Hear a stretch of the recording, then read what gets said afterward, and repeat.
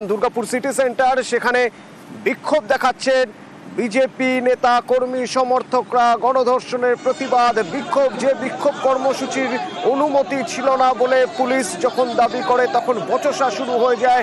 সেখানকার কি অবস্থা জানবো, সরাসরি আমার সঙ্গে অর্পণ রয়েছেন দুর্গাপুর সিটি সেন্টার থেকে। অর্পণ, দেখো একেবারেই আমি যেখানে দাঁড়িয়ে রয়েছে ঠিক আমার পেছনেই কিন্তু ধর্ণা মঞ্চ তৈরি করা হয়েছে, যেখানে শুভেন্দু অধিকারী উপস্থিত রয়েছেন এবং নির্যাতিতার বাবা তিনিও উপস্থিত রয়েছেন। এবং এই মঞ্চ তৈরিকে কেন্দ্র করেই বিতর্ক, কারণ পুলিশের তরফ থেকে জানানো হচ্ছে যে এই মঞ্চ তৈরির জন্য কোনো অনুমতি নেওয়া হয়নি। অপরদিকে কিন্তু বিজেপির কর্মী সমর্থকরা তারা একেবারেই পুলিশের সাথে বচসা এবং ধস্তাধস্তিতে রীতিমতো জড়িয়ে পড়ে এবং সেখানে কিন্তু চরম উত্তেজনা সৃষ্টি হয় এবং পুলিশের তরফ থেকে কিন্তু বিশেষ ফোর্স মোতায়েন করা হয়। এখানে কমব্যাট ফোর্স ইতিমধ্যে মোতায়েন রয়েছে, কিন্তু পুলিশের তরফ থেকে সাফ জানিয়ে দেওয়া হচ্ছে যে অনুমতি ছাড়াই কিন্তু এই মঞ্চ তৈরি।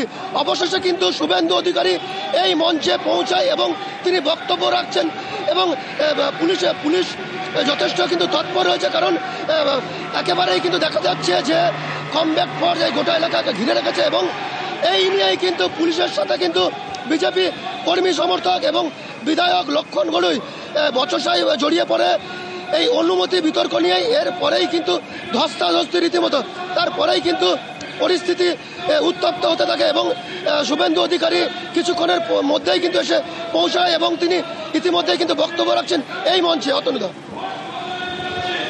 অনুপ সঙ্গে থাকো অনুপ। শুভেন্দু অধিকারী বলছেন এই ধর্ণা মঞ্চ থেকে রীতিমতো পুলিশকে চ্যালেঞ্জ ছুটছেন বিরোধী দলনেতা। রাজ্যের বিরোধী দলনেতা বলছেন যে যদি এই ধর্ণা মঞ্চ পুলিশ ভাঙে তাহলে আবার গড়বেন। চ্যালেঞ্জ ছুড়ে দিলেন পুলিশের দিকে। আসুন, তুলুন চেয়ার। আসুন, আপনারও স্ত্রী আছে, বোন আছে, মেয়ে আছে। বোলপুরের আইসির মার স্ত্রীকে যখন ধর্ষণ করবে বলেছিল, কোথায় ছিলেন আপনারা? কোথায় ছিলেন?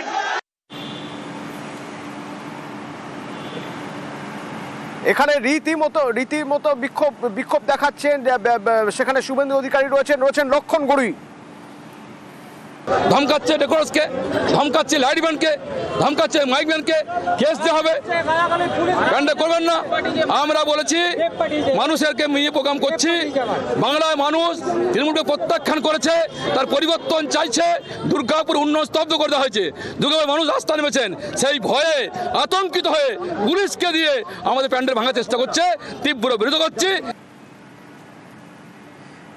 শুভেন্দু অধিকারীর সঙ্গে কথা হয়েছে নির্যাতিতার বাবা। শুভেন্দু অধিকারী বলছেন এ আমাদের বাংলার লজ্জার, অন্য রাজ্যের মেয়ে এখানে এসে গণধর্ষণের শিকার হচ্ছেন, আমাদের বাংলার লজ্জা।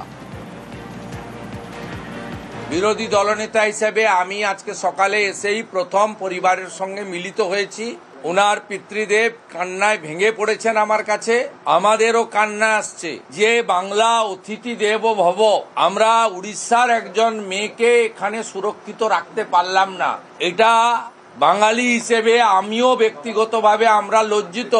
আমরা ক্ষমা প্রার্থী যে তার কন্যাকে সুরক্ষা দিতে পারল না পশ্চিমবঙ্গ। এর থেকে লজ্জার আর কিছু হতে পারে না।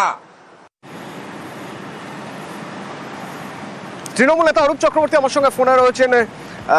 শুভেন্দু অধিকারী রাজ্যের বিরোধী দলনেতা বলছেন এটা আমাদের লজ্জা, অন্য রাজ্য থেকে তারা এখানে এসেছেন যিনি, তাকে আমরা রক্ষা করতে পারিনি, তার সম্মান রক্ষা করতে পারিনি। এটা আমাদের লজ্জা, আমাদের রাজ্যের লজ্জা। কি বলবেন?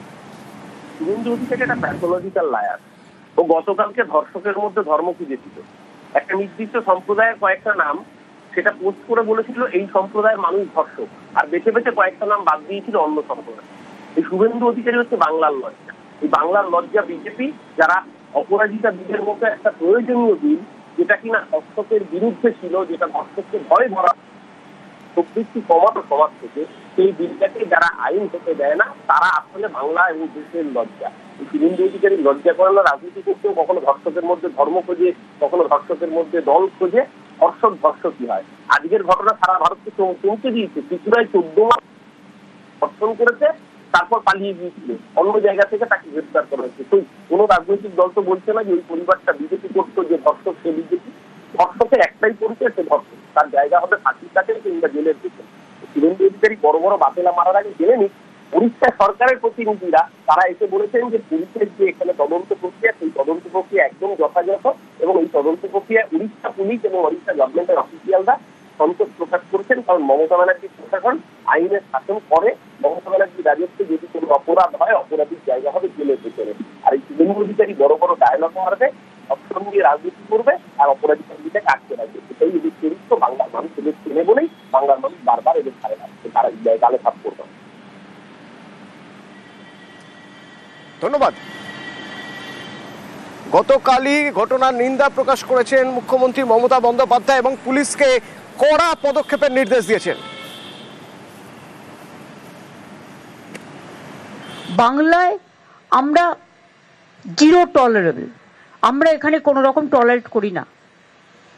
আর তারপরে বিভিন্ন রাজ্যের ছেলেমেয়েরা যেখানে পড়তে আসে, আর প্রাইভেট মেডিকেল কলেজেরও একটা দায়িত্ব আছে তাদের স্টুডেন্টদের টেক কেয়ার করা।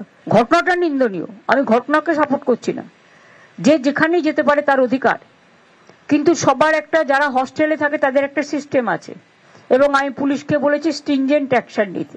Nobody will be spared. এখনো পর্যন্ত পুলিশি তদন্ত কোন পথে, কতজন গ্রেপ্তার, কারা তারা, জানবো। আমার সঙ্গে সরাসরি অর্পণ রয়েছে। অর্পণ,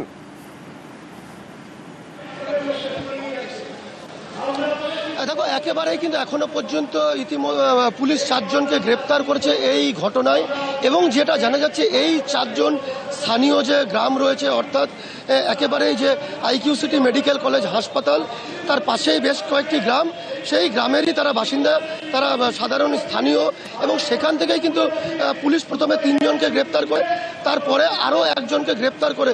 ইতিমধ্যেই কিন্তু 3 জনকে গ্রেপ্তার করার পর পুলিশ নিজেদের হেফাজতে নিয়ে তদন্তের গতি যেমন এগিয়ে নিয়ে যেতে চাইছে, অপরদিকে কিন্তু আরও 1 জনকে গ্রেপ্তার করার পর পুলিশ তাদের নিজেদের হেফাজতে নিতে চাইছেন।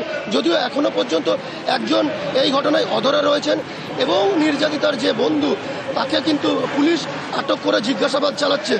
সে কিন্তু পুলিশি হেফাজতে রয়েছে, কারণ তার কাছ থেকেও বেশ কিছু তথ্য পুলিশ সংগ্রহ করছেন, এবং গোটা ঘটনায় এখনো পর্যন্ত 4 জন গ্রেপ্তার। 4 জন গ্রেপ্তার এখনো পর্যন্ত ঘটনা, এবং পুলিশের তদন্তে সবচেয়ে বড় হাতিয়ার এক্ষেত্রে ক্লোজ সার্কিট ক্যামেরার ফুটেজ। প্রায় 1.5 ঘন্টার ক্লোজ সার্কিট ক্যামেরার ফুটেজ তদন্তকারীদের নজরে।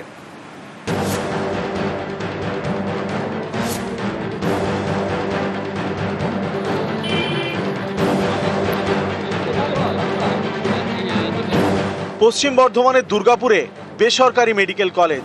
শুক্রবার রাতে এই মেডিকেল কলেজের 2য় বর্ষের ছাত্রীকে গণধর্ষণের অভিযোগ।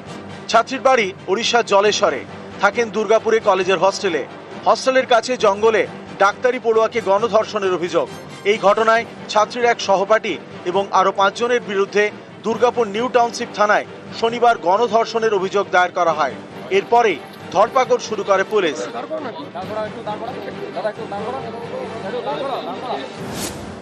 শনিবার গভীর রাতে শোভাপুর থেকে গ্রেপ্তার করা হয় 3 জনকে, পপু বাউরি, শেখ ফিরদৌস এবং শেখ রিয়াজউদ্দিন।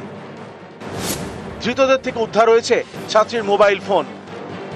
আপনারা কি অভিযোগ স্বীকার করছেন? করছেন না? কি হয়েছিল, ঘটনাটা কি হয়েছিল? উনি যে অভিযোগ সম্পূর্ণ মিথ্যা, আমরা কোনো নয় রেপ এইটুকুই জানেন। গণধর্ষণের অভিযোগের তদন্তে পুলিশের নজর সিসি ক্যামেরা ফুটেজে। শুক্রবার রাত 7:58 ছাত্রী এবং তার সহপাঠীকে ক্যাম্পাস থেকে বেরোতে দেখা যায়। রাত 8:42 মেডিকেল কলেজের ক্যাম্পাসে একাই ঢোকেন ছাত্রীর সহপাঠী। কয়েক মিনিট ঘোরাঘুরি করেন। 8:48 ক্যাম্পাস থেকে বেরিয়ে যান। 9:29 ছাত্রীকে নিয়ে ক্যাম্পাসে ফেরেন তার সহপাঠী বন্ধু। রাত 9:31 গার্লস হস্টেলে ঢুকেন ছাত্রী। তারপরেই তার সহপাঠীদের সঙ্গে আলোচনা করে তারপরে অভিযোগ করা হয়, এবং তারপরে অসুস্থ হয়ে পড়ে ওই ছাত্রী। তাকে তার এই বেসরকারি মেডিকেল কলেজেই ভর্তি করা হয়। কালকে থেকে একটু ভালো আছে। কালকে তো দেখা হয়েছিল কমিশনারের সঙ্গে, ডিএসপির সঙ্গে। এই মুহূর্তে কি চাইছেন আপনারা? আমি ন্যায় চাইছি। এই জঙ্গলে ডাক্তারি ছাত্রীকে গণধর্ষণ করা হয়েছে বলে অভিযোগ। জায়গাটি ঘিরে দেয় পুলিশ। জঙ্গলে ড্রোন উড়িয়ে তল্লাশি চালানো হয়।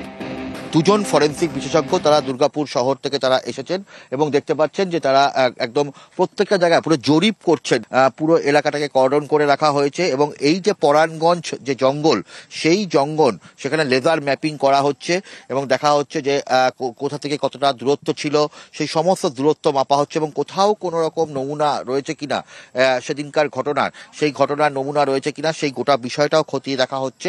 করা হচ্ছে ভালো করে দেখা হচ্ছে। 3 জনকে কোর্টে ফরওয়ার্ড করা হয়েছে, আজকে 3 জনকে অ্যারেস্ট করা হয়েছে, তদন্ত চলছে। Everything is doing according to all the protocol. ক্যামেরায় কাঞ্চন ভৌমিকের সঙ্গে অর্পণ চক্রবর্তী এবং অভিজিৎ চন্দ্র, নিউজ 18 বাংলা। না স্যার, এইসব কেটেছিলাম।